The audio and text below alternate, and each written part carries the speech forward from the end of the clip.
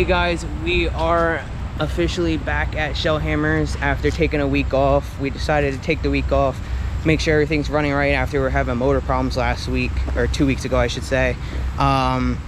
We picked an 87, so we should be somewhere up front. We heard that we were in the second in the first heat, but it's not really set in stone until we see the lineup after the drivers meeting here.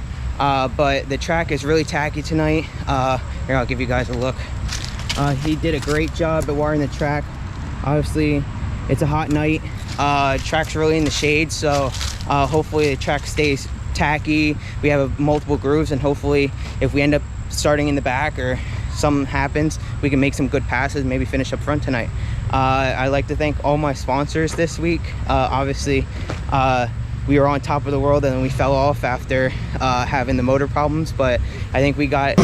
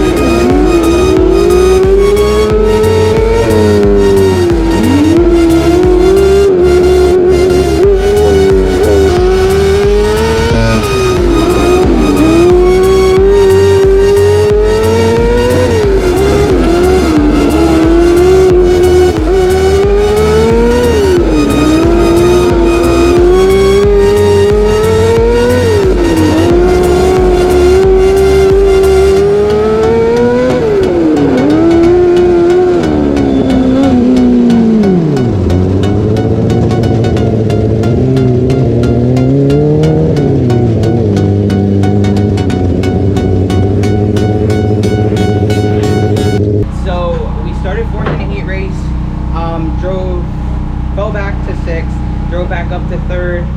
We were running really good. We had a really fast car. Unfortunately, our problems came back with the fuel injection. Right now, we think it's just that the fuel pressure wasn't high enough, so we added some more fuel pressure, and we have a fuel pump on back order. We're gonna put that order in tonight so we can get another fuel pump, but other than that, we think we fixed the problem. We should be starting, there's 24 cars here, so probably be starting 15th or something like that. So we decided to take our brand new 12, take it off, and we found this 12 that we found in the front of the trailer from a while ago. So we're gonna throw that thing on and hopefully we have a good night. Yeah.